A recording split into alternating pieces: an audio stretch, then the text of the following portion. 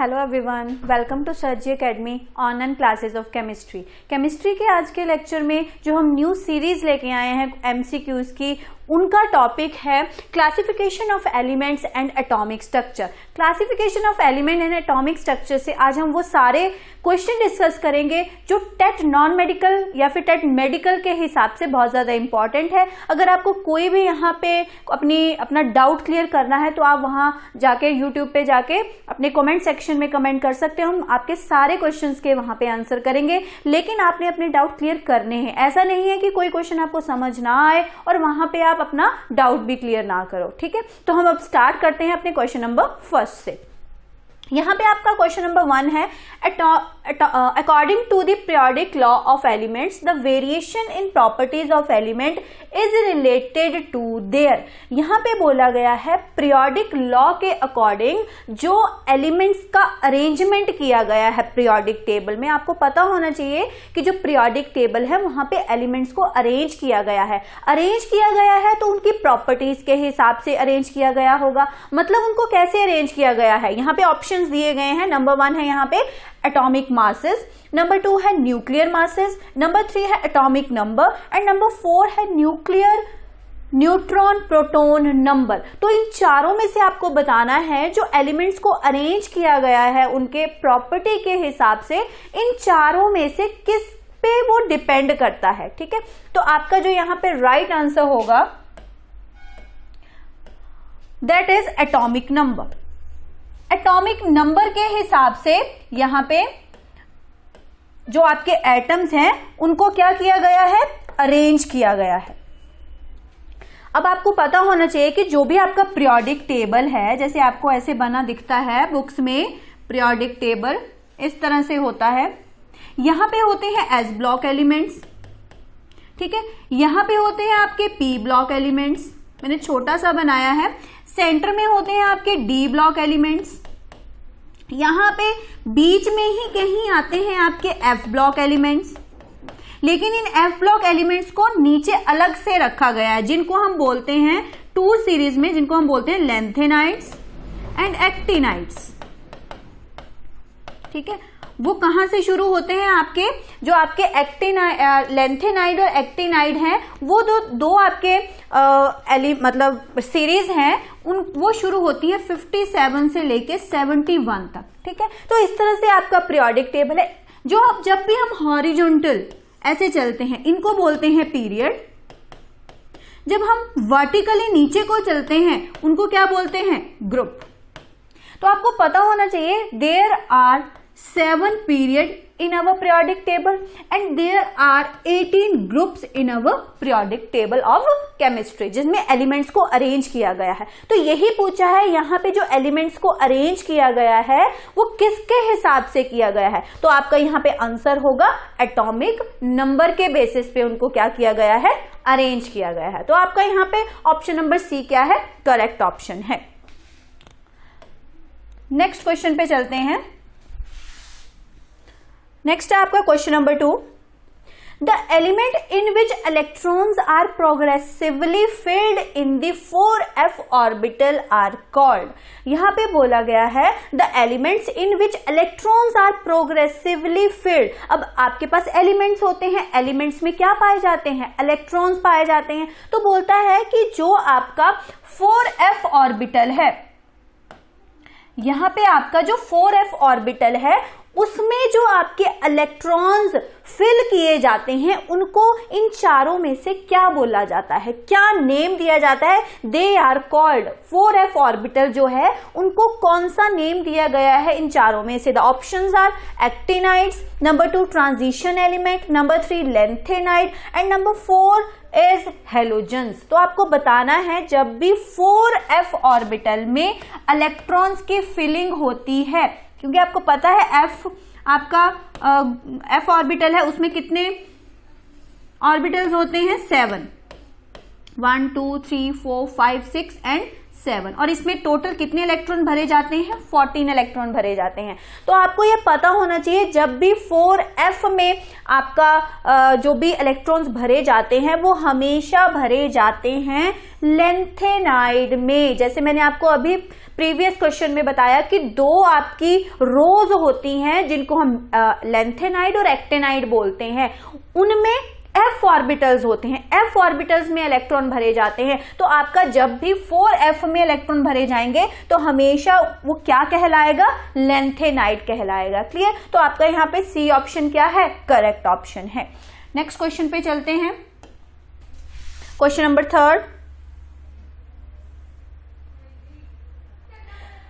Question number 3 आपको यहां बोला गया है the last element of the P block in 6th period is represented by the outermost electronic configuration। आपको बोला गया है आपके पास पी ब्लॉक एलिमेंट है, पी ब्लॉक का कोई एलिमेंट है और उसका पीरियड नंबर कितना है? 6th। पीरियड नंबर आपको मैंने बताया है जब भी हम हॉरिजॉन्टल चलते हैं उनको क्या बोलते हैं? पीरियड बोलते हैं। जब हम वर्टिकली चलते हैं उनको हम क्या बोलते हैं? ग्रुप्स बोलते हैं। तो यहाँ पे बोला है कि अगर आपके पास कोई एलिमेंट है और वो पी ब्लॉक एलिमेंट है और वो पी ब्लॉक का एलिमेंट कौन से पीरियड में आता है? आपका 6th पीरियड में आता है। Is represented by the outer most electronic configuration. आपको बताना है उस एलिमेंट की आउटर मोस्ट इलेक्ट्रॉनिक कॉन्फ़िगरेशन कौन सी है। तो आपको यहाँ पे पता होना चाहिए हमेशा कि हम यहाँ पे कैसे करेंगे। यहाँ पे आपको सबसे पहले तो पीरियोडिक टेबल आना चाहिए। सबको टेट में पीरियोडिक टेबल केमिस्ट्री में लर्न होना चाहिए क्योंकि हमें पीरियोडिक टेबल में से कहीं से भी क्वेश्चन पूछ सकते हैं। ठीक है, तो यहाँ पे हमें बोला है कि 6th पीरियड है और पी ब्लॉक एलिमेंट है। अब आपको पता होना चाहिए कि कोई भी एलिमेंट अगर कोई भी पीरियड में आता है तो हमेशा ये जो पीरियड नंबर है वो रिप्रेजेंट करता है। जैसे आपको पता है पीरियड 1 2 कितने होते हैं? 7 होते हैं। तो बीच में कहीं 6 आ रहा है यहाँ पे। ठीक है, तो हमेशा पीरियड नंबर रिप्रेजेंट होता है n से। ठीक है, तो अब यहाँ पे हम देखेंगे कि आउटर मोस्ट में जो n है, क्योंकि हमें बोल रखा है 6 है, वो कहाँ कहाँ है। अब देखो फर्स्ट वाले में 7 7 है तो यहाँ पे तो 6 है ही नहीं, तो ये एलिमिनेट हो जाएगा। ठीक है, फिर नेक्स्ट है आपका बी 5f है, 6d है, 7s है, 7d है। आउटर मोस्ट में आपके पास यहाँ पे 6 नहीं है क्योंकि हमें आउटर मोस्ट बोला है, तो ये भी आपका क्या होगा? रॉन्ग होगा। फिर उसके बाद आता है आपका नेक्स्ट यहाँ पे ये वाला 4f 14 5d 10 6p 6। ठीक है, तो ये हो सकता है, तो ये हम इसको रखते हैं। अभी लास्ट ऑप्शन देखते हैं 4f 5d 6s and 6p। ठीक है, तो यहाँ पे अब आपको पता होना चाहिए कि पीरियोडिक टेबल में आपको काउंटिंग करनी आनी चाहिए कि 6p4 है। ठीक है, तो आपको पता होना चाहिए कि पी ब्लॉक में ऑलमोस्ट कितने मैक्सिमम इलेक्ट्रॉन भरे जाते हैं? आपके 6 इलेक्ट्रॉन भरे जाते हैं। तो यहाँ पे तो 6 है लेकिन यहाँ पे कितने हैं? 4 है। तो ये वाला ऑप्शन यहाँ से गलत हो जाएगा और आपका थर्ड ऑप्शन सी ऑप्शन यहाँ पे आपका करेक्ट आंसर होगा। तो आपकी जो पी ब्लॉक एलिमेंट है उसका 6th पीरियड जो है उसकी जो आउटर मोस्ट इलेक्ट्रॉनिक कॉन्फ़िगरेशन है वो क्या होगी? वो ये होगी 4f 14 5d 10 एंड 6p 6। तो आपका सी ऑप्शन यहाँ पे करेक्ट है। यहाँ पे मुझे समझाने की ज्यादा जरूरत नहीं है क्योंकि आपको यहाँ पे पीरियोडिक टेबल और उसकी इलेक्ट्रॉनिक कॉन्फ़िगरेशन ऑलमोस्ट आनी चाहिए। क्लियर? 4th क्वेश्चन पे चलते हैं, इसमें समझाने वाला कुछ नहीं था। नेक्स्ट क्वेश्चन पे चलते हैं। Which of the elements whose atomic number are given below cannot be accommodate in the present set of the long form? यहाँ पे आप ठीक कर लेना, लॉन्ग फॉर्म आएगा यहाँ पे, long form of the periodic table. यहाँ पे आपको बताना है कि कौन सा यहाँ पे पीरियोडिक टेबल में ऐसा कौन सा एलिमेंट है जो इन चारों में से अपना एटॉमिक नंबर सूट नहीं करता। मतलब इन चारों में से आपको बताना है कि कौन सा आपका एटॉमिक नंबर वाला एलिमेंट पीरियोडिक टेबल में एग्जिस्ट ही नहीं करता, जो long form of periodic table है। The options are 107 118 126 and 102।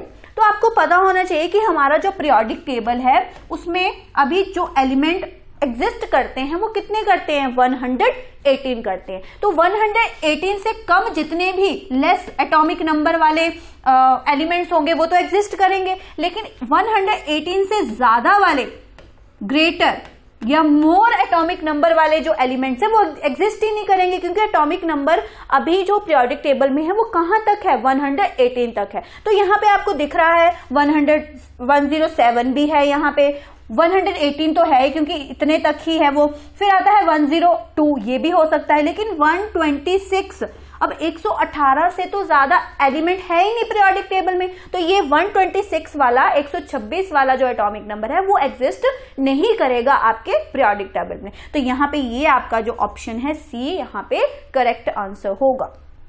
Next question पे चलते हैं। नेक्स्ट है आपका question number 5th। Which one of the following set of the ions represent a collection of isoelectronic species? यहाँ पे आपको बताना है इन चारों ऑप्शन में से बताओ कौन सा ऑप्शन करेक्ट है जिसमें ये सारे एलिमेंट क्या शो करते हैं, आइसोइलेक्ट्रॉनिक स्पीशीज। अब क्या होती है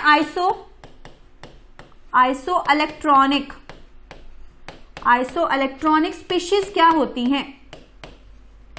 आइसोइलेक्ट्रॉनिक स्पीशीज, अब देखो आइसो का मतलब है सेम, इलेक्ट्रॉनिक का मतलब है इलेक्ट्रॉन।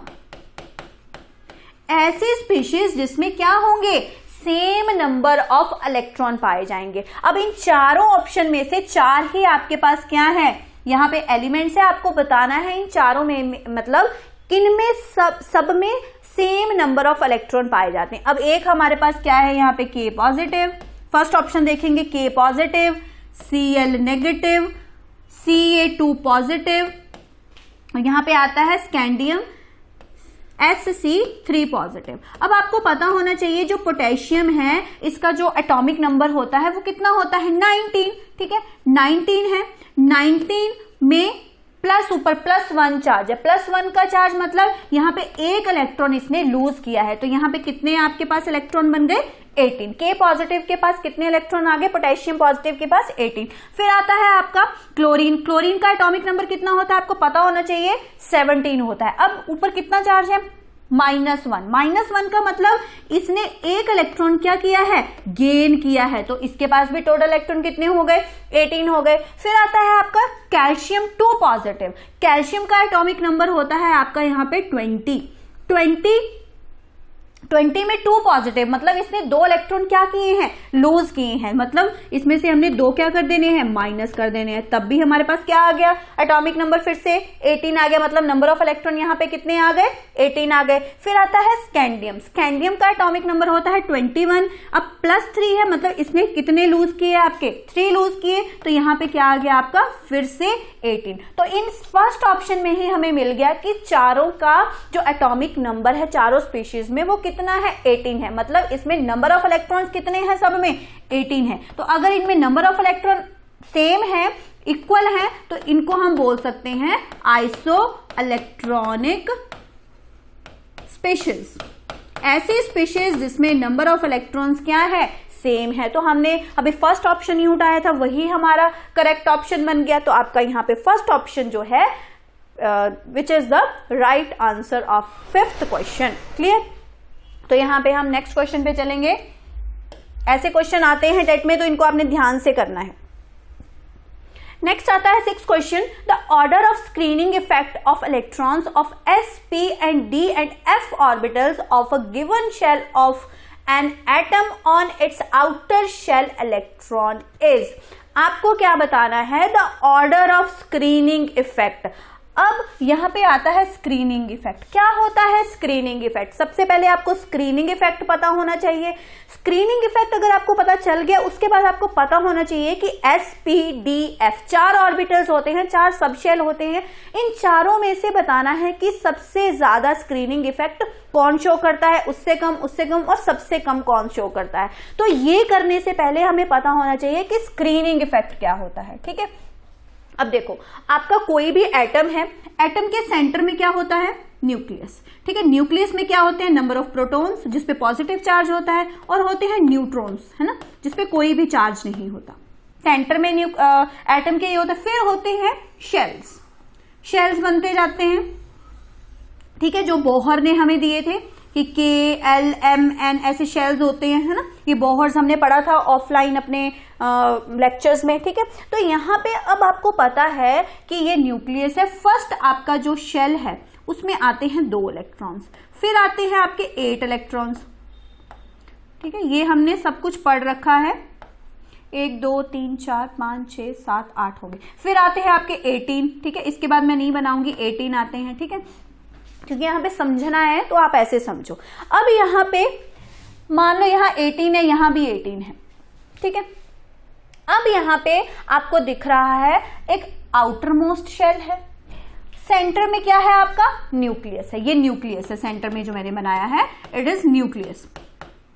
अब सेंटर में जो न्यूक्लियस है, क्योंकि उसमें पॉजिटिव चार्ज है, क्योंकि प्रोटॉन पे पॉजिटिव चार्ज होता है, और यहाँ पे जो इलेक्ट्रॉन्स हैं उनमें कौन सा चार्ज होता है, नेगेटिव चार्ज होता है, ठीक है। अब पॉजिटिव और नेगेटिव आपस में क्या करते हैं, अट्रैक्शन शो करते हैं। ये भी इलेक्ट्रॉन्स हैं, ठीक है, इस पे भी नेगेटिव चार्ज है, ये सारे भी इलेक्ट्रॉन्स है जिसपे कौन सा चार्ज है, नेगेटिव चार्ज है, ठीक है। अब नेगेटिव और पॉजिटिव आपस में क्या करेंगे, अट्रैक्शन शो करेंगे। अब जो न्यूक्लियस के पास है शेल, जैसे ये शेल है, यहां पे न्यूक्लियस की अट्रैक्शन क्या होगी, मोर होगी, अट्रैक्शन इज मोर, क्योंकि ये न्यूक्लियस के क्या है, फर्स्ट शेल बहुत पास है। इसके कंपैरिजन में ये जो सेकेंड शेल है उसकी अट्रैक्शन थोड़ी सी कम होगी, यहां पे थोड़ी सी क्या होगी, less attraction as compare to first shell, ठीक है, क्योंकि वो फर्स्ट शेल से थोड़ा सा क्या है, दूर है। जितना अट्रैक्शन फर्स्ट शेल को मिल रहा है न्यूक्लियस से, उतना अट्रैक्शन सेकंड शेल को नहीं मिलेगा न्यूक्लियस से, ठीक है। तो इसका मतलब क्या है कि जो सेंटर वाले ये इलेक्ट्रॉन हैं वो अपने नेक्स्ट वाले शेल को न्यूक्लियस से कम अट्रैक्शन फील करा रहे हैं। मतलब बीच में ये वाले इलेक्ट्रॉन्स क्या बना रहे हैं, एक तरह से स्क्रीन बना रहे हैं कि वो बाहर वाले इलेक्ट्रॉन को न्यूक्लियस के साथ ज्यादा अट्रैक्शन फील नहीं करने दे रहे। फिर अब ये वाला थर्ड वाला आता है, फिर थर्ड वाले इलेक्ट्रॉन जो होंगे उनकी अट्रैक्शन और कम होगी एज कंपेयर टू सेकेंड। तो ऐसे ऐसे जैसे हम शेल्स में जाते जाएंगे वैसे वैसे न्यूक्लियस की अट्रैक्शन भी क्या होती जाएगी, कम होती जाएगी, ठीक है। मतलब जो ये सेंटर वाले न्यूक्लियस है वो आउटर मोस्ट ऑर्बिटल को, आउटर मोस्ट शेल में जो इलेक्ट्रॉन्स है उनको कम अट्रैक्शन लेने दे रहे हैं न्यूक्लियस से।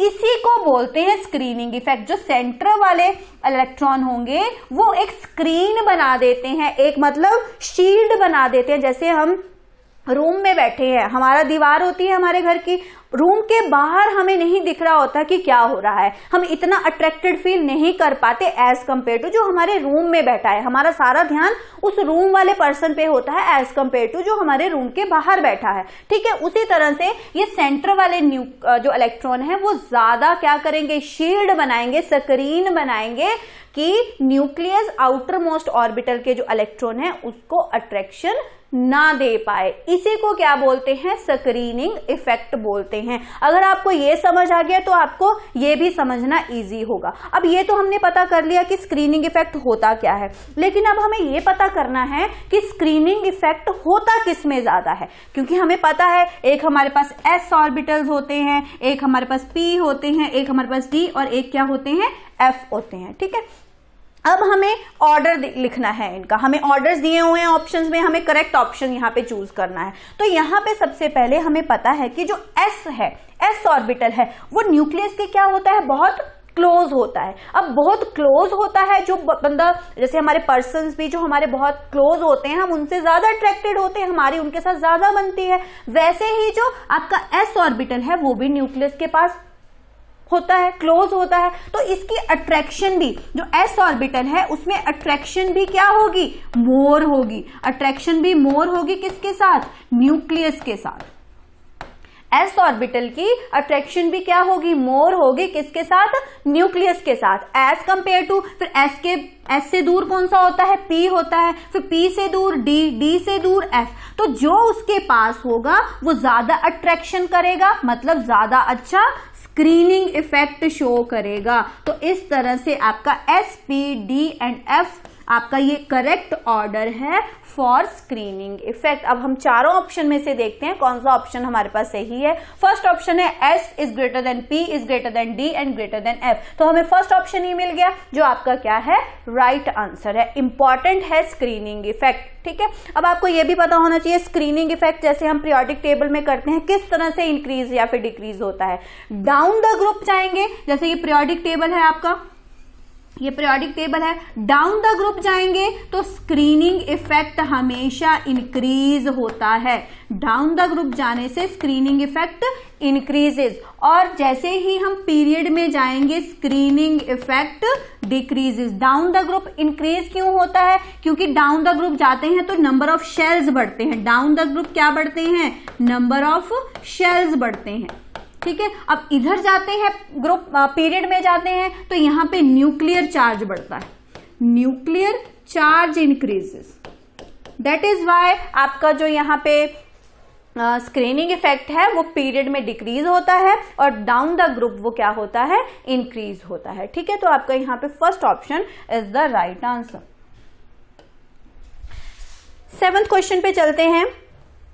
Which one of the following ion has the highest value of ionic radius? आपको इन चारों में से बताना है कि इन चारों में से कि सबसे ज्यादा आयनिक रेडियस किसकी सबसे ज्यादा है। तो आपके पास ऑप्शन कौन कौन से दिए हैं। फर्स्ट ऑप्शन है आपके पास लिथियम पॉजिटिव, सेकेंड ऑप्शन है आपके पास बी बोरोन 2 पॉजिटिव, यहाँ 2 पॉजिटिव नहीं आएगा, यहाँ पे 3 पॉजिटिव आएगा, यहाँ पे करेक्शन कर लेना, यहाँ पे क्या है बोरोन 3 पॉजिटिव। फिर आता है आपका ऑक्सीजन 2 नेगेटिव, फिर उसके बाद है आपका F नेगेटिव। अब सबसे पहले हम इन चारों में देखेंगे कि कौन सा आपका इन चारों में जो नंबर ऑफ इलेक्ट्रॉन्स है चारों स्पीशीज में वो कितने कितने हैं, ठीक है। अब आपको पता होना चाहिए कि जो लिथियम है एटॉमिक नंबर इसका कितना होता है, 3 होता है। इसमें एक इलेक्ट्रॉन निकल गया क्योंकि 1 पॉजिटिव है, एक निकल गया तो -1 is equal to 2। Atomic number कितना बन गया इसका, 2 बन गया। फिर आता है बोरोन, बोरोन का एटॉमिक नंबर कितना होता है 5, इसमें से 3 चले गए तो एटॉमिक नंबर कितना बन गया इसका, अब 2 बन गया, ठीक है। फिर आता है आपका O2 नेगेटिव, O2 नेगेटिव मतलब 8 में 2 प्लस किए, मतलब कितना एटॉमिक नंबर बन गया, 10 बन गया। फिर आता है F नेगेटिव, F मतलब फ्लोरीन 9 में भी 1 प्लस हुए यहाँ पे, तो एटॉमिक नंबर कितना बन गया आपका 10 बन गया। उसके बाद अब हमें इनमें देखना है, ये जो आपके एटॉमिक नंबर बन के आए न्यू वाले, अब इनमें देखना है कि आपका सबसे ज्यादा आयनिक रेडियस किस में है। अब इसको हम अरेंज करते हैं किसमें, पीरियोडिक टेबल में। अब 2 है, 2 एटॉमिक नंबर किसका होता है, हीलियम, ये भी 2 है एटॉमिक नंबर हीलियम। अब ये 10 है, 10 किसका एटॉमिक नंबर होता है आपका नियॉन का। फिर आता है आपका F नेगेटिव, इसका भी आपका कितना बन गया एटॉमिक नंबर 10, वो किसका होता है आपका नियॉन का, है ना। अब हम देखेंगे कि इनमें आपका सबसे ज्यादा आयनिक रेडियाई किस में है, ठीक है। अब यहां पे चारों में से बताना है। अब देखो ये भी दोनों सेम आ गए एटॉमिक नंबर के हिसाब से, ये भी दोनों सेम आ गए। अब हम कैसे कंपैरिजन करेंगे, ठीक है। तो कंपैरिजन कैसे करेंगे, अब आपको पीरियोडिक टेबल में पता होना चाहिए कि लिथियम आता है आपका फर्स्ट ग्रुप में, ठीक है, ये आता है आपका फर्स्ट ग्रुप में यहां पे। फिर उसके बाद बोरोन, बोरोन आता है आपका 13 ग्रुप में, जो यहां पे बनता है 13 ग्रुप, ये 13 ग्रुप है, फर्स्ट एलिमेंट है इसका बोरोन। फिर उसके बाद ऑक्सीजन, ऑक्सीजन कहां आता है आपका, ये 14 ग्रुप, 15 ग्रुप, ये 16 ग्रुप, 16 ग्रुप में आता है आपका ऑक्सीजन। फिर आता है आपका 17 ग्रुप, 17 ग्रुप में आता है आपका फ्लोरीन, ठीक है। इस तरह से अब हम कंपैरिजन करेंगे। आपको पता होना चाहिए जो रेडियस है, जो रेडियस है वो हमेशा डाउन द ग्रुप इंक्रीज होती है और अलोंग अ पीरियड वो डिक्रीज होती है। Down the group atomic radii increases या फिर ionic radii increases and along a period वो क्या होती है, डिक्रीज होती है। तो इन चारों में से अब हमें कैसे पता चलेगा कि कौन सबसे बड़ा है। अब हमें पता होना चाहिए कि अब देखो ये तो दोनों क्या है, हीलियम हीलियम बन गए। अगर हम इनको देखें तो हीलियम कहाँ आता है आपका 18 ग्रुप में, यहाँ पे। अब हीलियम यहाँ आ गया, ठीक है, हीलियम यहाँ आ गया, मतलब ये तो सबसे राइट हैंड साइड वाला है, तो उधर को जाएंगे तो आयनिक रेडियाई आपकी क्या होती है डिक्रीज होती है, डिक्रीज होगी तो हीलियम की उधर क्या होगी, सबसे कम होगी। दूसरा भी हीलियम ही बन रहा है तो उसकी भी कम होगी, अगर हम इस तरीके से देखें, है ना, दोनों हीलियम है तो इस तरह से वो कम हो जाएगी। फिर उसके बाद O2 नेगेटिव, अब इन दोनों में कंपैरिजन करते हैं, इन दोनों में कंपैरिजन करेंगे तो आपको पता है उधर जाते हैं तो आपकी आयनिक रेडियाई कम होती है। इन दोनों में कंपैरिजन करेंगे तो इसकी कम होगी, फ्लोरीन की लेस एटॉमिक रेडियाई, और ऑक्सीजन की क्या होगी, मोर एटॉमिक रेडियाई। ठीक है, अब सब में कंपैरिजन करेंगे तो इस तरह से आएगा ना। ठीक है, अब यहाँ पे फिर यहाँ पे जो आपका ऑक्सीजन होगा वो क्या होगा, आपका राइट आंसर होगा। O2 नेगेटिव में जो आपकी आयनिक रेडियाई है वो सबसे ज्यादा होगी, तो सी ऑप्शन यहाँ पे आपका करेक्ट आंसर होगा। यहाँ पे आपको क्या पता होना चाहिए, ट्रेंड पता होना चाहिए कि डाउन द ग्रुप कोई चीज बढ़ती है या फिर अलोंग अ पीरियड कोई चीज बढ़ती है। ठीक है, नेक्स्ट क्वेश्चन आता है आपका 8th question, the set representing the correct order of ionic radius is. यहां पे भी अब फिर से आयनिक रेडियस का कंसेप्ट आ गया। अब हमें बताना है कि किसमें ज्यादा आयनिक रेडियाई है और किसमें कम है, ऑर्डर बताना है हमें। ठीक है, अब हमें कौन कौन सा दे रखा है, lithium positive, beryllium 2 positive, Na positive and magnesium 2 positive. Comparison करना है। सबसे पहले हम ड्रॉ कर लेते हैं पीरियोडिक टेबल। ये आपका यहां पे हाइड्रोजन आ जाता है, फिर लिथियम, सोडियम, पोटेशियम, हाय लीना ने की रब से फरियाद। ये आपको ट्रिक आने चाहिए क्या बनाने के, पीरियोडिक टेबल बनाने के ट्रिक आने चाहिए। फिर उसके बाद आता है यहां पे बेरिलियम, मैग्नीशियम, बेर महंगे कर, सरकार बहुत रोई। ठीक है, ये बन गए आपके, ये बन गया आपका अल्कली मेटल, ये बन गए आपके alkali earth metals, earth metals बन गए।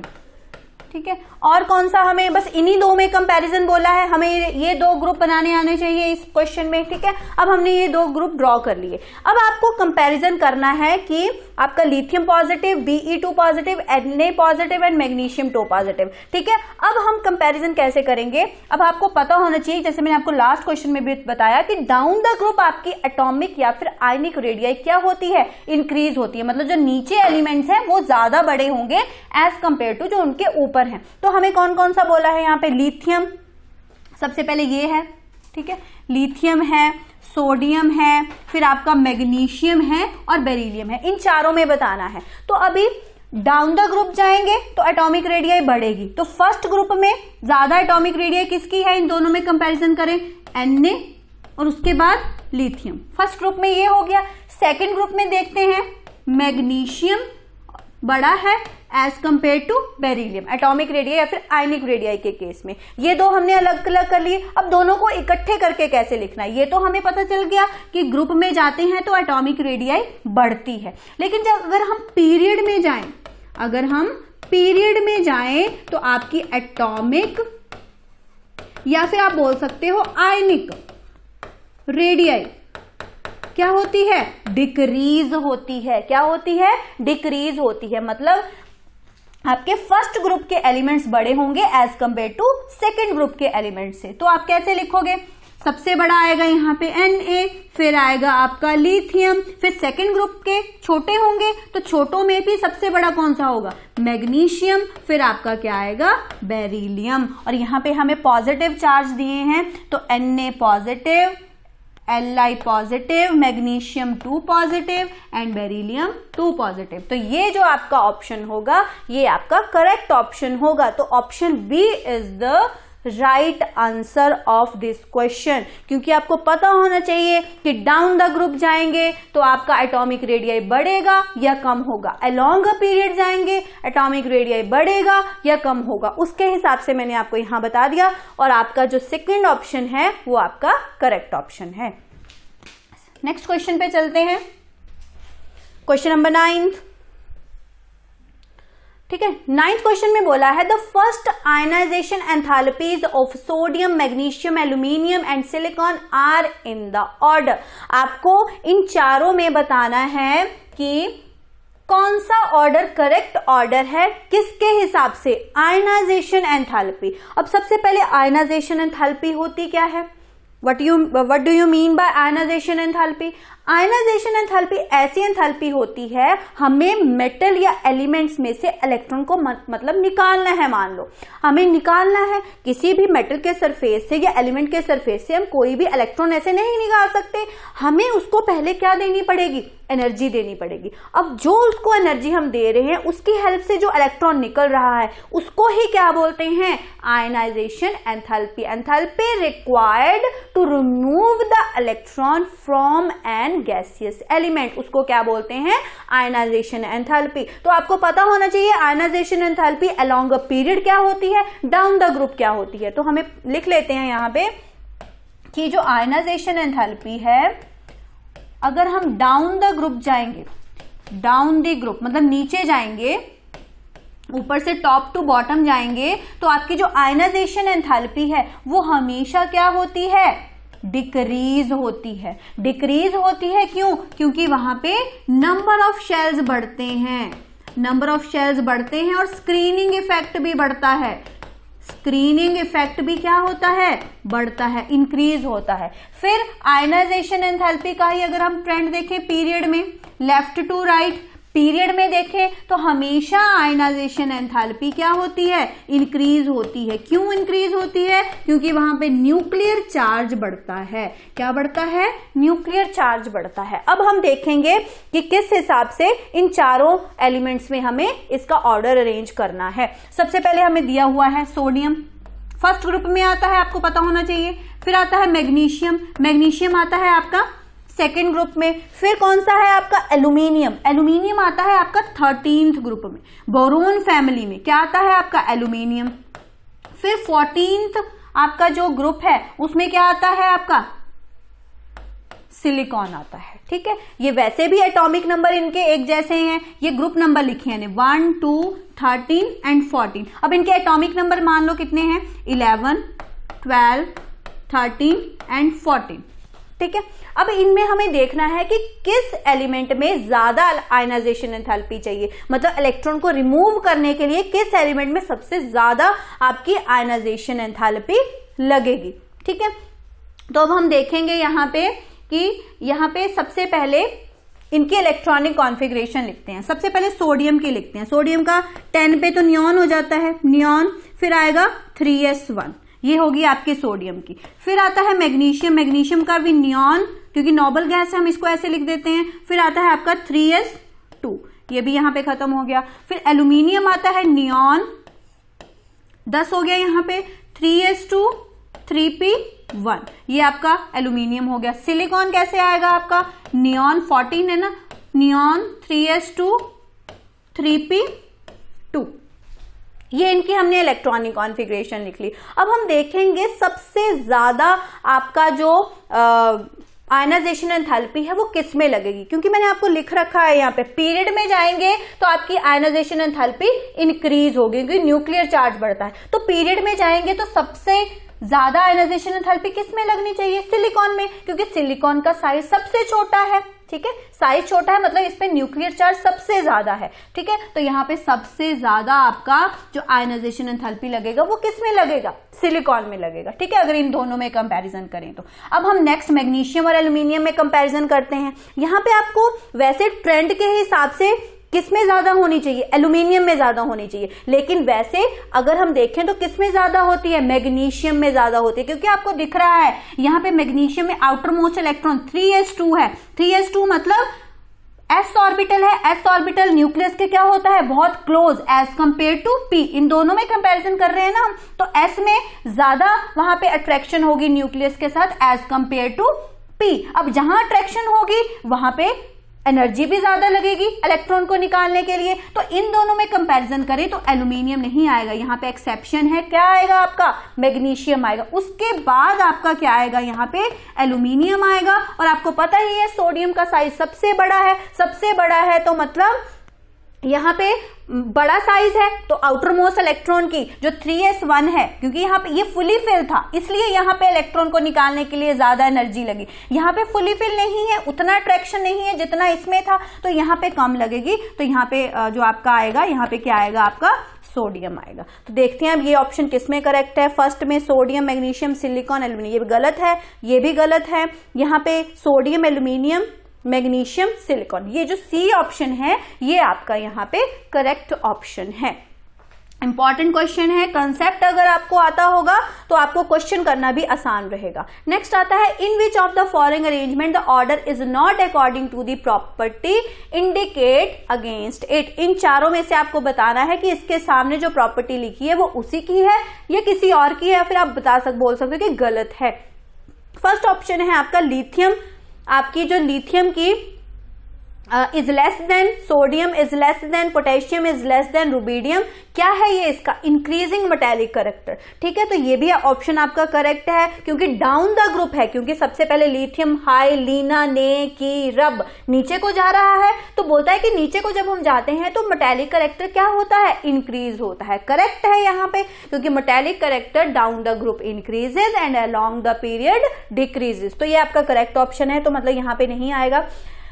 यहाँ पे क्योंकि आपको क्या बताना है, अगेंस्ट इट, मतलब कौन सा गलत यहाँ पे लिखा हुआ है प्रॉपर्टी, है ना, तो वो बताना है।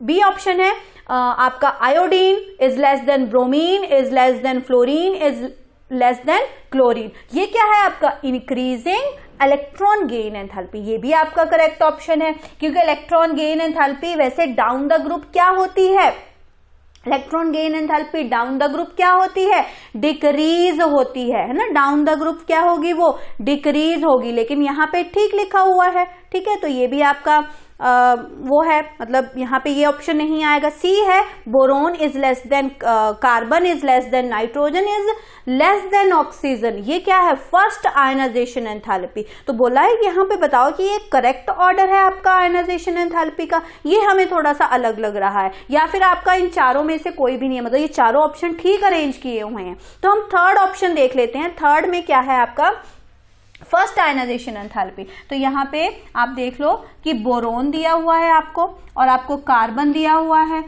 नाइट्रोजन दिया हुआ है, ऑक्सीजन दिया हुआ है। फर्स्ट आयनाइजेशन एंथैल्पी वही आयनाइजेशन एंथैल्पी, इलेक्ट्रॉन को निकालने के लिए जो एनर्जी चाहिए। फर्स्ट आयनाइजेशन मतलब पहले इलेक्ट्रॉन को निकालने के लिए जो हमें एनर्जी चाहिए, उसी को क्या बोलते हैं, फर्स्ट आयनाइजेशन एंथैल्पी बोलते हैं। ठीक है, तो यहाँ पे अब हमें पता होना चाहिए इनके इलेक्ट्रॉनिक कॉन्फ़िगरेशन क्या है। बोरोन है, बोरोन मतलब 1s2 2s2 4 हो गए 2p1। यहाँ पे आएगा 1s2 2s2 2p2, फिर आएगा 1s2 2s2 2p3, यहाँ पे आएगा 1s2 2s2 2p4। ये इनके इलेक्ट्रॉनिक कॉन्फ़िगरेशन। अब हम देखेंगे कि किसको ज्यादा एनर्जी चाहिए इलेक्ट्रॉन को निकालने के लिए। ठीक है, अब मैंने आपको बताया था down the group number of shells बढ़ते हैं, डाउन द ग्रुप साइज बढ़ता है। अब साइज बढ़ रहा है, न्यूक्लियस से आउटर मोस्ट इलेक्ट्रॉन दूर जा रहा है, दूर जा रहा है मतलब अट्रैक्शन कम होगी, अट्रैक्शन कम होगी तो मतलब वहां पे कम एनर्जी चाहिए हमें इलेक्ट्रॉन को निकालने के लिए। लेकिन अब यहाँ पे तो हमें पीरियड बोला गया है। पीरियड में देखिए, पीरियड में भी मैंने आपको बताया था जैसे जैसे हम लेफ्ट टू राइट जाते हैं आयनाइजेशन एंथैल्पी बढ़ती है, क्योंकि वहां पे साइज कम हो जाता है। साइज क्यों कम होता है, क्योंकि वहां पे न्यूक्लियर चार्ज बढ़ता है। Along a period size decreases because nuclear charge increases. तो यहाँ पे आपका जो आयनाइजेशन एंथैल्पी है वो बढ़नी चाहिए, मतलब एक्चुअल ट्रेंड आपका ये होना चाहिए, है ना, लेकिन ये नहीं होता। यहाँ पे थोड़ा सा है कि आपका वैसे हमें बोला यही है कि ये है, लेकिन ये गलत है। ठीक है, लेकिन होना क्या चाहिए, यहां पे होना चाहिए N फिर O फिर C फिर B। ये आपका जो है करेक्ट ऑप्शन है। क्यों, क्योंकि यहां पे आपको दिख रहा है नाइट्रोजन है, नाइट्रोजन का जो p ऑर्बिटल है वो फुली फिल्ड नहीं है, क्या है, हाफ फिल्ड है। मतलब p ऑर्बिटल में आपको ऐसे इलेक्ट्रॉन फिल किए हैं 1 2 3। अब ये क्या है आपका हाफ फिल्ड है। जो हाफ फिल्ड होता है वो होती है stable stable electronic configuration. Stable electronic configuration मतलब ऐसी कॉन्फ़िगरेशन जिसमें से हमें इलेक्ट्रॉन को निकालना क्या है, डिफिकल्ट है। तो यहां डिफिकल्ट है तो इसके लिए हमें ज्यादा एनर्जी चाहिए एज कंपेयर टू ऑक्सीजन। तो ऑक्सीजन और नाइट्रोजन में थोड़ा सा शफलिंग हो जाएगी। वैसे ये आपका करेक्ट आंसर है, लेकिन ऑप्शन में आपको ये दिया हुआ है, तो इस तरह से जो आपका यहां पे आंसर होगा वो कौन सा होगा, सी होगा। ठीक है, नेक्स्ट क्वेश्चन पे चलते हैं। Question number 11, which of the following atoms has the highest first ionisation energy. अब आयनाइजेशन एनर्जी के बहुत सारे क्वेश्चन आ रहे हैं क्योंकि यहां से ही क्वेश्चन आपके बहुत बनते हैं। ठीक है, तो यहां पे हमें फर्स्ट आयनाइजेशन एंथैल्पी बतानी है। हमें कौन कौन सा दिया है, सबसे पहले सोडियम दिया है, फिर उसके नीचे ही पोटेशियम आता है, आपको ग्रुप याद होने चाहिए, उसके नीचे रुबीडियम आता है। ठीक है, ये आपके हो गए फर्स्ट ग्रुप के, ये फर्स्ट ग्रुप में आता है, एस ब्लॉक है ये। ठीक है, ये ऐसे मैंने बना दिया रफली सा। फिर उसके बाद आपको 3 तो ये दिए हैं, चौथा ऑप्शन क्या दिया है, मतलब जो थर्ड ऑप्शन है वो आपका क्या है, स्कैंडियम। स्कैंडियम आपको मैंने अभी बताया, स्कैंडियम का एटॉमिक नंबर कितना होता है, 21, और ये डी ब्लॉक एलिमेंट है। ठीक है, ये क्या है, डी ब्लॉक, ये यहां पे आता है क्योंकि पोटेशियम के बाद 18, यहां 19 पे आता है आपका, यहाँ 19 है, उसके बाद 20 आता है आपका कैल्शियम। कैल्शियम के बाद ही आपका क्या आ जाता है, स्कैंडियम। आपको बताना है फर्स्ट आयनाइजेशन एंथैल्पी किस में ज्यादा है। अब आपको पता है पीरियड में जाएंगे तो आयनाइजेशन एंथैल्पी हमेशा क्या होती है, इंक्रीज होती है। तो इनके कम डाउन द ग्रुप जाएंगे, आयनाइजेशन एंथैल्पी क्या होगी, कम होगी। अगर इनमें देखें, इसकी सबसे कम, फिर ज्यादा, फिर ज्यादा। ठीक है, एक ही ग्रुप के हैं तो इतना ज्यादा वेरी नहीं करेगा एज कंपेयर टू इसके आगे वाले। तो पीरियड में जाएंगे तो यहाँ पे स्कैंडियम की आयनाइजेशन एंथैल्पी ज्यादा होगी क्योंकि इसका जो साइज है वो क्या होगा, स्मॉल होगा एज कंपेयर टू ये वाले, क्योंकि यहाँ पे जो न्यूक्लियर चार्ज है वो भी क्या होगा, इंक्रीज होगा। तो आपका जो राइट ऑप्शन है first ionisation enthalpy is greater in scandium, जिसका एटॉमिक नंबर होता है 21। नेक्स्ट क्वेश्चन पे चलते हैं। पीरियोडिक टेबल आना चाहिए तो आप इजीली ये क्वेश्चन कर लोगे। फिर है which one of the following order present the correct sequence of the increasing basic nature of the given oxide. आपको बोला है यहाँ पे आपको बेसिक नेचर के हिसाब से ऑक्साइड्स को क्या करना है, अरेंज करना है। ऑफलाइन वीडियो में मैंने आपको बता रखा है मेटल्स के जो ऑक्साइड्स होते हैं वो हमेशा किस नेचर के होते हैं, बेसिक नेचर के होते हैं। उसके बाद आपके पास आते हैं नॉन मेटल के ऑक्साइड। क्या आते हैं आपके पास, नॉन मेटल के ऑक्साइड। नॉन मेटल के ऑक्साइड्स हमेशा क्या होते हैं, एसिडिक इन नेचर। इतना आपने याद रखना है, नॉन मेटल के ऑक्साइड्स कैसे नेचर के होते हैं, एसिडिक नेचर के होते हैं। तो अभी हमें इनको अरेंज करेंगे कि किस तरह से इनका बेसिक नेचर पे वो अरेंज होंगे। ठीक है, अभी हमें मेटल का बेसिक नेचर बोला है, बेसिक नेचर है तो यहाँ पे हमें मेटल्स ही गिवन है। किस किस के ऑक्साइड्स गिवन है, एल्यूमिनियम। एल्यूमिनियम आता है 13 ग्रुप में यहाँ पे। ठीक है, ये आपको पता होना चाहिए। मैग्नीशियम आता है 2nd ग्रुप में यहाँ पे। फिर उसके बाद है सोडियम। सोडियम आता है 1st ग्रुप में, ये ग्रुप लिखे हैं मैंने, ये 2nd ग्रुप, ये आपका 13th ग्रुप। ठीक है, फिर एक उसके बाद है आपको पोटेशियम दिया। पोटेशियम कहाँ आता है आपका, पोटेशियम आता है यहाँ पे सोडियम के नीचे। ठीक है, अब यहाँ पे हमें देखना है किसका बेसिक नेचर ज्यादा है। अब आपको दिख रहा है ये है तो मेटल्स ही हैं, लेकिन आपका ये जो फर्स्ट ग्रुप है ये ज्यादा मेटेलिक होता है, ये ज्यादा अच्छे मेटल होते हैं। ठीक है, तो इनका जो ऑक्साइड्स बनेंगे उनका भी नेचर कैसा होगा, ज्यादा बेसिक होगा। और जो बेसिक नेचर है डाउन द ग्रुप जाते हैं, basic nature increases, basic nature increases. ये मैंने बेसिक नेचर लिखा, BN मतलब basic nature. Down the group जाएंगे बेसिक नेचर बढ़ेगा। बेसिक नेचर होता है दूसरों को इलेक्ट्रॉन दे सकता है इजीली। बेस क्या होते हैं, जो दूसरों को इलेक्ट्रॉन पेयर देते हैं। तो डाउन द ग्रुप जाते हैं तो बेसिक नेचर बढ़ेगा। तो मतलब ज्यादा बेसिक किसका होगा ऑक्साइड, पोटेशियम का। तो K2O ज्यादा बेसिक, फिर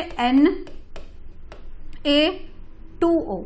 ठीक है, इन दोनों में हो गया। फिर उसके बाद बेसिक कौन सा होगा आपका, मैग्नीशियम, क्योंकि इस साइड बेसिक नेचर कम होता है और एसिडिक नेचर बढ़ता है। तो मैग्नीशियम। फिर आपका क्या आएगा, M2O3, सॉरी MgO आएगा यहाँ पे, आपका क्या आएगा यहाँ पे, MgO। यहाँ पे MgO, फिर लास्ट में आएगा आपका Al2O3। तो ये आपका करेक्ट ऑर्डर बनेगा। देखते हैं किस में है ये, K2O, Na2O, MgO एंड आपका Al2O3। तो आपका जो राइट ऑप्शन है यहाँ पे फर्स्ट ऑप्शन ही आपका राइट ऑप्शन है। तो आपका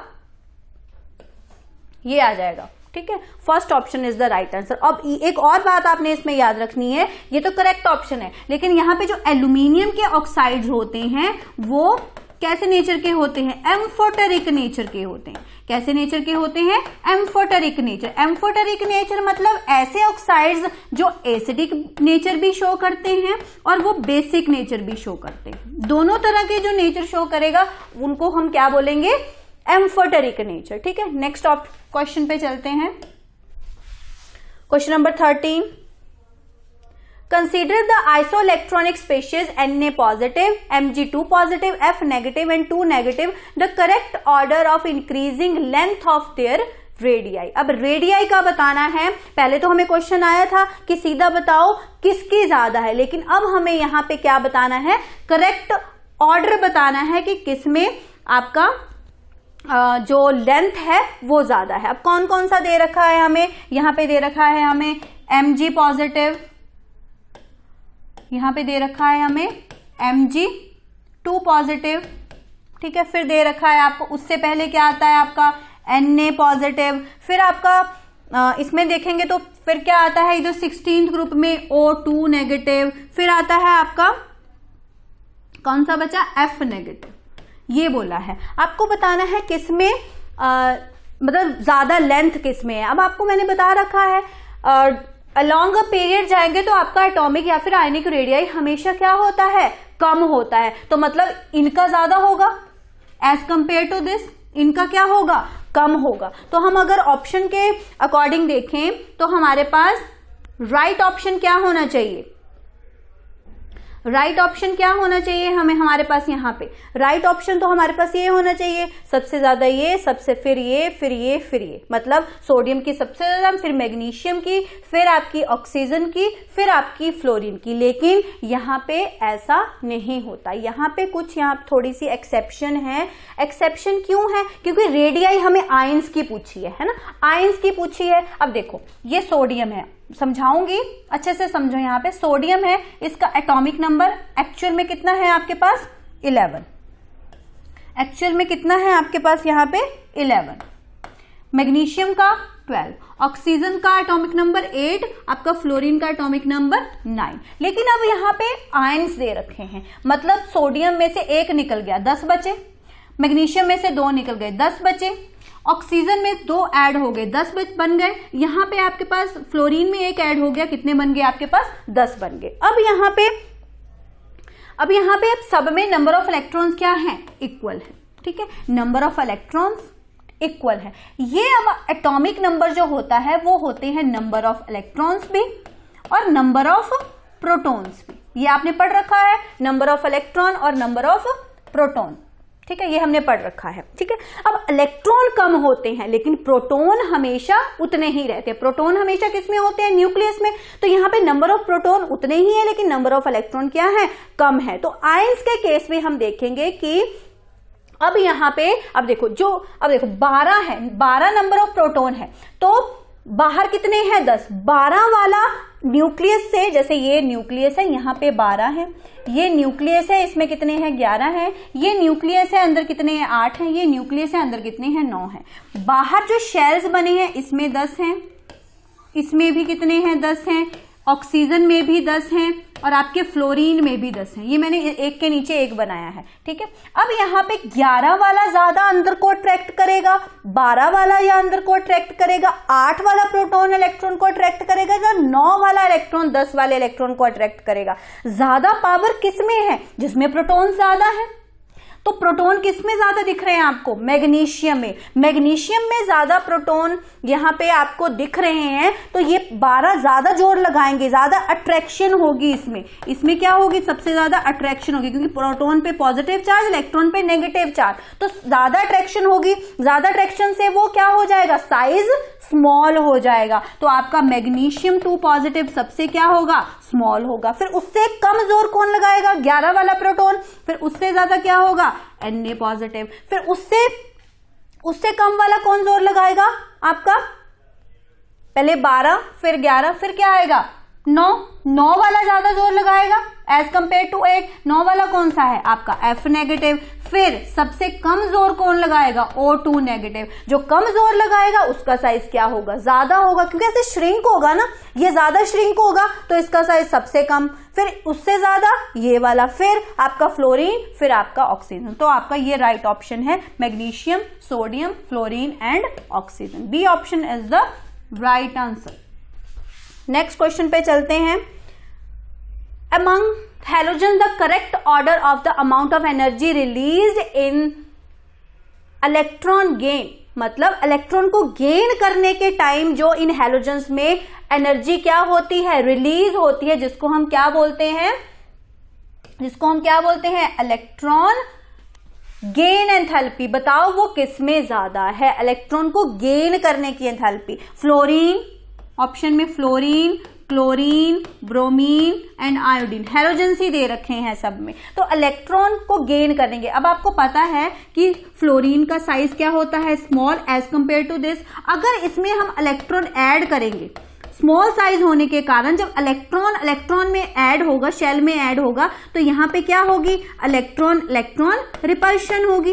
क्या होगी, इलेक्ट्रॉन रिपल्शन होगी। जब इलेक्ट्रॉन रिपल्शन होगी तो वो एटम ये चाहेगा कि मेरे अंदर इलेक्ट्रॉन ना आए। तो फ्लोरीन स्मॉल साइज होने के कारण अपने में ज्यादा इलेक्ट्रॉन को लेने से क्या करता है, वो नहीं मानता कि मेरे में इलेक्ट्रॉन है, क्योंकि यहाँ पे इलेक्ट्रॉन रिपल्शन होती है। तो सबसे ज्यादा होनी इसमें ही चाहिए, लेकिन इसमें थोड़ी सी कम होती है एज कंपेयर टू क्लोरीन। तो यहाँ पे सबसे ज्यादा किसमें होगी, क्लोरीन में होगी, क्योंकि डाउन द ग्रुप जैसे जैसे आप साइज बढ़ेगा, नंबर ऑफ शेल्स बढ़ेंगे, वैसे वैसे इलेक्ट्रॉन को आने की टेंडेंसी क्या हो जाती है, जब कम हो जाती है, बढ़ती नहीं है, क्या हो जाती है, कम। तो इनके कंपैरिजन में, क्योंकि क्लोरीन का साइज क्या है, बड़ा as compare to fluorine, shells भी ज्यादा है, तो वहां पे इतनी इलेक्ट्रॉन रिपल्शन इसमें क्या होती है, less electron repulsion as compare to fluorine. और डाउन द ग्रुप जाते हैं तो electron gain enthalpy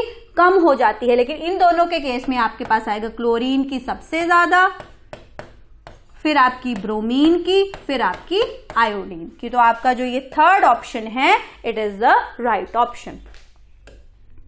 next question पे चलते हैं। 15 question. The pair of amphoteric hydroxide is, amphoteric मैंने आपको बता रखा है क्या होता है। एम्फोटेरिक होता है आपका ऐसे हाइड्रोक्साइड, ऐसे ऑक्साइड या फिर हाइड्रोक्साइड जो एसिडिक नेचर भी शो करते हैं और बेसिक नेचर भी शो करते हैं, ठीक है। तो ऑप्शंस आर एल्यूमिनियम हाइड्रोक्साइड और लिथियम हाइड्रोक्साइड। ये तो आपका एम्फोटेरिक है, लेकिन ये आपका एम्फोटेरिक नहीं है, तो ये ऑप्शन नहीं आ सकता। बेरिलियम हाइड्रोक्साइड और मैग्नीशियम हाइड्रोक्साइड ये हो सकता है, लेकिन ये इनमें कोई एम्फोटेरिक नहीं है। दोनों ये क्या होते हैं, बेसिक नेचर के होते हैं, तो ये भी नहीं होएगा। नेक्स्ट है बोरोन हाइड्रोक्साइड और बेरिलियम हाइड्रोक्साइड, ये भी नहीं है। अब ये यहां पे बेरिलियम और जिंक ये दोनों ही शो करते हैं आपका एम्फोटेरिक नेचर, ये आपको याद ही करने पड़ेंगे। इन दोनों चारों ऑप्शन में से जो बेरिलियम हाइड्रोक्साइड है और जिंक हाइड्रोक्साइड है, ये क्या है आपके एम्फोटेरिक नेचर। तो आपका D option is the right answer.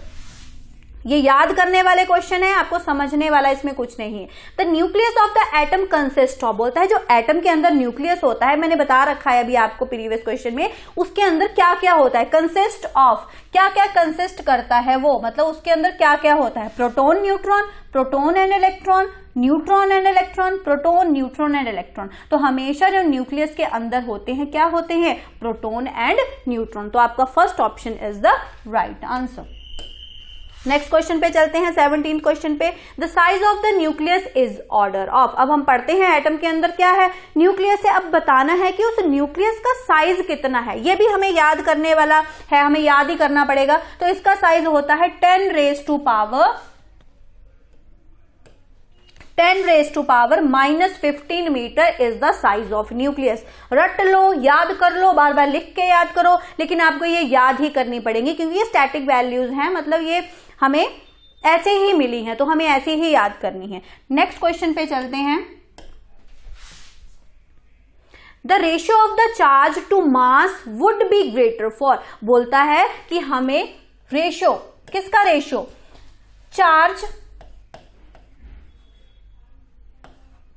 Charge upon mass, जिसको हम बोलते हैं स्पेसिफिक चार्ज, जिसको हम क्या बोलते हैं? Specific charge.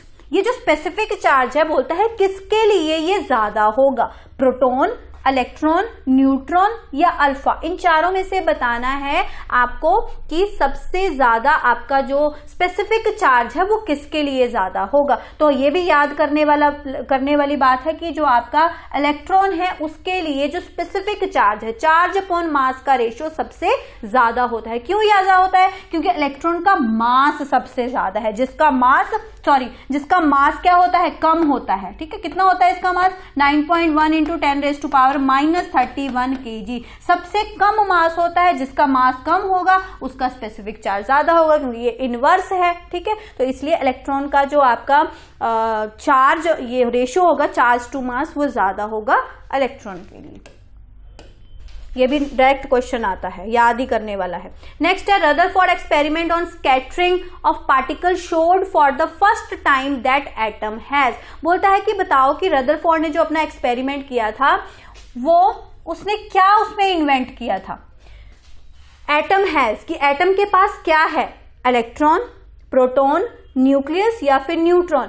देखो एटम के पास इलेक्ट्रॉन पहले इन्वेंट हो गया था, प्रोटॉन पहले इन्वेंट हो गया था, न्यूट्रॉन भी पहले इन्वेंट हो गया था। लेकिन रदरफोर्ड ने क्या बोला था कि एटम के अंदर क्या होता है? न्यूक्लियस होता है। तो यहां पे न्यूक्लियस की जो इन्वेंशन की थी एटम के अंदर, वो किसने की थी? रदरफोर्ड ने की थी। ये बहुत बार क्वेश्चन आया है कि न्यूक्लियस की इन्वेंशन एटम के अंदर किसने की थी? रदरफोर्ड ने की थी। तो आपका सी ऑप्शन यहाँ पे करेक्ट ऑप्शन है। नेक्स्ट है विच of the following expression gives the de Broglie relationship. आपको बताना है इन चारों में से जो डी ब्रॉगली इक्वेशन है वो क्या है, कौन सी है। अपनी वीडियो को पॉज करो, सोचो कौन सा है, फिर यहाँ पे राइट आंसर चूज करो। तो यहाँ पे जो राइट आंसर है डी ब्रॉगली इक्वेशन क्या बनती है? Lambda is equal to H upon M B. इसकी एम बी को आपको पता है क्या होता है? मोमेंटम। तो इसकी जगह आप पी भी लिख सकते हो, ऑप्शन के हिसाब से आपने जाना है। तो lambda is equal to H upon B, मतलब ये बी ऑप्शन आपके पास करेक्ट ऑप्शन है। नेक्स्ट क्वेश्चन पे चलते हैं। ये डायरेक्ट याद करने वाली मतलब क्वेश्चंस हैं।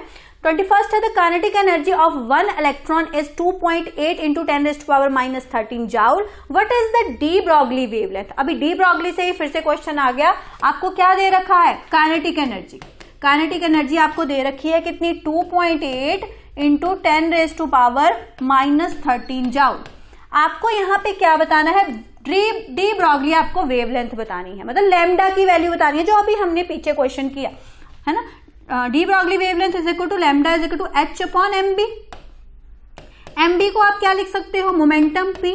ठीक है, लेकिन अभी हमें क्वेश्चन में क्या गिवन है? एनर्जी दे रखी है। आपको यहाँ पे एनर्जी दिख रही है? कहीं नहीं दिख रही। अब हम क्या करेंगे? जो मोमेंटम है उसको हम किस में कन्वर्ट कर लेंगे?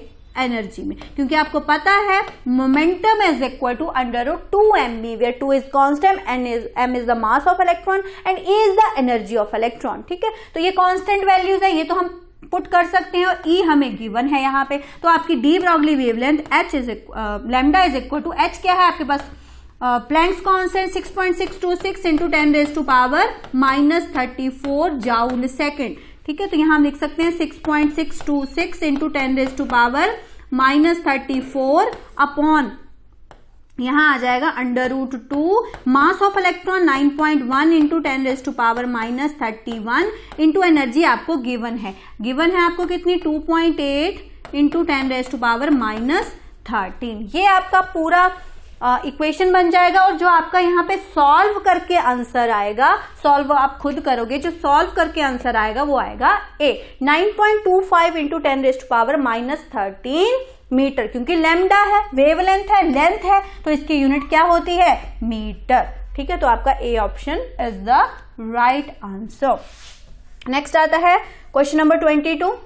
According to Heisenberg uncertainty principle which is the right option. ठीक है, अनसर्टेनिटी, हिंसनबर्ग ने जो अपनी अनसर्टेनिटी की इक्वेशन दी थी वो क्या थी? E is equal to MC square, no, delta x into delta p is greater than equal to h upon 4 pi, या फिर lambda is equal to h upon p, या फिर delta x into delta p is equal to h upon 6 pi. तो आपको बताना है आपका कौन सा यहाँ राइट आंसर है। तो आपका अनसर्टेनिटी जो हिंसनबर्ग ने दिया था वो क्या था? Delta x into delta p is greater than equal to h upon 4 pi. मतलब हिंसनबर्ग ने बोला था कि हम किसी भी इलेक्ट्रॉन की पोजीशन, डेल्टा x मतलब पोजीशन एंड डेल्टा p मतलब उनका मोमेंटम एक साथ फाइंड नहीं कर सकते। हम किसी भी इलेक्ट्रॉन का मोमेंटम और उसकी पोजीशन एक साथ फाइंड नहीं कर सकते। ठीक है, लेकिन हम इलेक्ट्रॉन की किसी जगह पे पाए जाने की क्या कर सकते हैं पता? प्रोबेबिलिटी। हम सोच सकते हैं अच्छा इलेक्ट्रॉन यहाँ पे ज्यादा होगा, यहाँ पे हो सकता है, लेकिन हम उसकी एग्जैक्ट पोजीशन और एग्जैक्ट उसका मोमेंटम एक साथ नहीं बता सकते। तो ये भी आपको याद करने वाला है, B option is the right answer. याद, ज्यादा इसमें समझने वाली बात नहीं है। In a given atom number, यहाँ पे एटॉमिक नंबर आएगा, in a given atom number 2 electrons can have the value for the 4 quantum numbers, this is called. यहां पे कुछ करेक्शन कर लो, थोड़ा यहां पे गलत लिख दिया। In a given atom no 2 electron can have the value for all the 4 quantum number. मतलब सभी जो भी आपके एटम्स होते हैं, एलिमेंट्स होते हैं, उसमें 2 इलेक्ट्रॉन्स जो होते हैं उनकी जो वैल्यू होती है क्वांटम नंबर के लिए वो सेम नहीं होती। ये किसने बोला था? हंट्स रूल ने बोला था? नहीं। ओवो प्रिंसिपल ने नहीं। अनसर्टेनिटी प्रिंसिपल ने नहीं। Poly exclusion principal, yes, poly exclusion principal ने हमें ये बोला था कि एक ऑर्बिटल में अगर 2 इलेक्ट्रॉन है तो उन दोनों की जो वैल्यू होगी क्वांटम नंबर के लिए वो सेम नहीं होगी, दोनों की डिफरेंट होगी। ठीक है, हंट्स रूल क्या था? हंट्स रूल था कि पहले सिंगली फिल्ड होंगे इलेक्ट्रॉन, सिंगल फिल्ड होंगे, फिर क्या होंगे बाद में? फुली फिल्ड होंगे। क्या होंगे? फुली फिल्ड होंगे।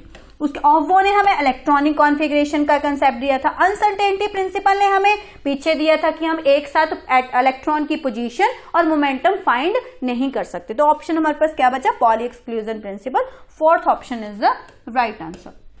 नेक्स्ट क्वेश्चन पे चलते हैं। 24 principal, azimuthal and magnetic quantum numbers are respectively related to. अब हमें क्वांटम नंबर हमने ऑफलाइन लेक्चर्स में पढ़ रखे हैं। जो प्रिंसिपल क्वांटम नंबर n से रिप्रेजेंट करते हैं, एजिमुथल क्वांटम नंबर l से रिप्रेजेंट करते हैं, मैग्नेटिक क्वांटम नंबर m से रिप्रेजेंट करते हैं। हमेशा जो प्रिंसिपल क्वांटम नंबर है वो हमें साइज के बारे में बताता है, एजिमुथल क्वांटम नंबर हमें शेप के बारे में बताता है, और मैग्नेटिक क्वांटम नंबर हमें ओरिएंटेशन के बारे में बताता है। तो जो फर्स्ट ऑप्शन है it is the right option 24। Next आता है 25th क्वेश्चन।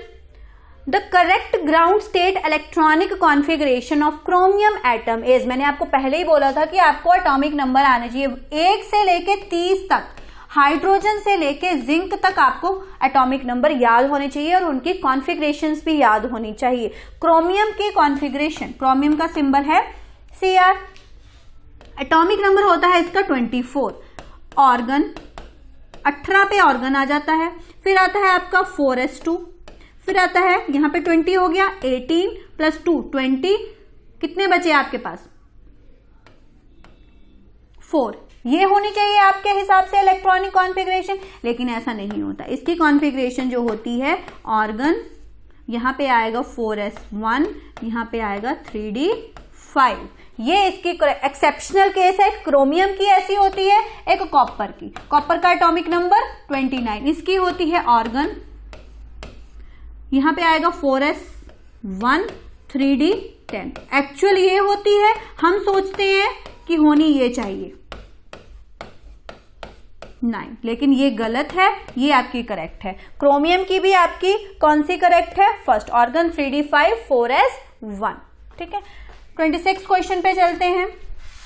याद करने वाली बातें हैं ये सारी। The energy of an electron in nth orbit of hydrogen atom is, आपको बताना है हाइड्रोजन एटम की energy in nth orbit. Orbit होते हैं first orbit, second orbit, number होते हैं, है ना।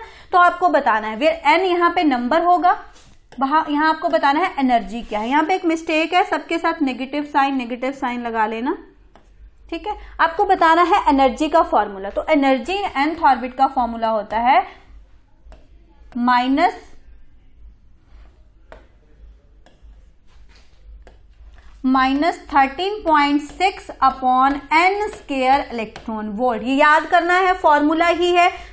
तो आपका सी ऑप्शन यहाँ पे करेक्ट ऑप्शन है। याद करने वाली बातें हैं, कोई इसका वो नहीं है कि ये मेथड, बस आपको फॉर्मूला याद रखना है, ठीक है। ज्यादा लंबा जाओगे कंफ्यूज हो जाओगे, फॉर्मूला याद रखो। 27 क्वेश्चन पे आते हैं। What is the frequency of photon whose momentum is 1.1 into 10 raised to power -23 किलोजाउल metre पर सेकेंड स्क्वायर। आपको क्या फाइंड करना है, फोटोन की फ्रीक्वेंसी, ठीक है। क्या क्या दे रखा है आपको, ये फाइंड करना है। आपको मोमेंटम P दे रखा है 1.1 इंटू 10 रेज टू पावर -23, ये आपको मोमेंटम दे रखा है। यहाँ पे आपको जो फॉर्मूला लगाना है वो लगाना है, आपको पता है आइंस्टाइन इक्वेशन mc स्क्वायर, एक होता है E is equal to H nu. दोनों एनर्जी है, ये फोटोन की एनर्जी होती है, तो इनको कंपेयर करेंगे। ये इसको हम लिख सकते हैं mc c is equal to H nu. mc को हम क्या, फोटोन का मोमेंटम है, इसको हम p लिख सकते हैं, p into C is equal to H nu. यहाँ पे p हमें दे रखा है momentum 1.1 into 10 raise to power -23, ठीक है। p इंटू सी, c क्या है, energy of light, energy of photon 10 raise to power 3 into 10 raise to power 8 is equal to H nu. H आपको पता है, अब न्यू है, न्यू हमें निकालना है, एच नीचे आ जाएगा। Planck's constant 6.626 into 10 raise to power कितना होता है, क्या वैल्यू होती है इसकी, -34, ठीक है। जब पूरा इसको फाइंड करेंगे, ठीक है, जो भी आपका कैलकुलेशन के बाद यहाँ पे जो आपका आंसर आएगा वो यहाँ पे आएगा 0.5 into 10 raise to power 18 hertz. तो ये फॉर्मूला लगेगा, कुछ नहीं है, वैल्यूज ही पुट करनी है, बस आपको पता होना चाहिए कौन सा फॉर्मूला हमें यहाँ पे लगाना है। तो आपका सी ऑप्शन यहाँ पे करेक्ट ऑप्शन है, आप कैलकुलेशन खुद करोगे यहाँ पे। नेक्स्ट आता है alpha particle is helium atom, number 2 joint helium molecule, ionised helium atom या डबल आयनाइज्ड हीलियम एटम। अब जो आपका अल्फा पार्टिकल होता है, याद रखने वाली बात है, वो क्या होता है, double ionised helium atom. Fourth option is the correct answer. Next आता है 29th question. Cathode rays are made up of, जो कैथोड रेज होती हैं वो किससे बनी होती हैं, positively charge particle, negatively charge particle, neutral particles या फिर नन ऑफ दीज। आपको बताना है जो आपकी कैथोड रेज है वो किससे बनी होती है, कैसे पार्टिकल से मिलकर बनी होती है, वो बनी होती है आपकी यहाँ पे नेगेटिवली चार्ज्ड पार्टिकल से। बी ऑप्शन आपका यहाँ पे करेक्ट ऑप्शन है। नेक्स्ट लास्ट क्वेश्चन पे आते हैं, 30th question. Neutrons are present in all atom except, अब बोलता है न्यूट्रॉन्स हर एटम में प्रेजेंट होते हैं एक्सेप्ट एक एलिमेंट इन पूरे पीरियोडिक टेबल में। अब देखो हीलियम में भी आपके पास न्यूट्रॉन होते हैं, कार्बन में भी होते हैं, नाइट्रोजन में भी होते हैं, लेकिन जो हाइड्रोजन है उसमें आपके क्या नहीं होते, न्यूट्रॉन्स नहीं होते, ठीक है। अब आपको पता है न्यूट्रॉन्स निकालने का formula, mass number minus atomic number, ये होता है न्यूट्रॉन निकालने का फॉर्मूला। अब ये होता है 1 में से 1 निकालेंगे, क्या आ जाता है आपका 0। आइसोटोप्स होते हैं हाइड्रोजन के, ये है आपका प्रोटियम, ये है आपका ड्यूटेरियम, ये है आपका ट्रीटियम। अगर आपको ऐसे आए तो सीधा हाइड्रोजन ही करेक्ट ऑप्शन है। अगर आपको आइसोटोप्स में आए, आइसोटोप्स होते हैं मतलब आपके पास same atomic number but different mass number. यहाँ पे एटॉमिक नंबर देखो 1 1 1 से सब में सेम है, लेकिन उनका मास नंबर इसमें 1 है, इसमें 2 है, इसमें 3 है, तो ये डिफरेंट है। तो अगर आपको ऐसे हाइड्रोजन पूछा जाए तो हाइड्रोजन ऑप्शन, अगर आपको आइसोटोप में पूछा जाए तो आपका जो प्रोटियम है, प्रोटियम उसमें क्या होते हैं, number of neutrons number of neutrons क्या होते हैं 0। तो यहाँ पे हमें आइसोटोप नहीं दे रखे, सीधे हाइड्रोजन मतलब एटम दे रखा है, तो ऑप्शन आपका hydrogen C is the right option. इसके साथ ही हमारे 30 क्वेश्चन यहाँ पे कंप्लीट होते हैं। क्लासिफिकेशन और एलिमेंट और एटॉमिक स्ट्रक्चर में से ये बहुत ज्यादा इंपॉर्टेंट है, अगर क्वेश्चन आएगा तो इसी की तरह के क्वेश्चन आएंगे, वैल्यूज चेंज हो सकती है, कंसेप्ट यही रहेगा, ठीक है। तो कोई भी आपको इन क्वेश्चन में से डाउट होगा तो आप कमेंट सेक्शन में अपना डाउट बता सकते हो, वहां पे हम क्लियर करेंगे। तब तक के लिए थैंक यू, मिलते हैं नेक्स्ट वीडियो में।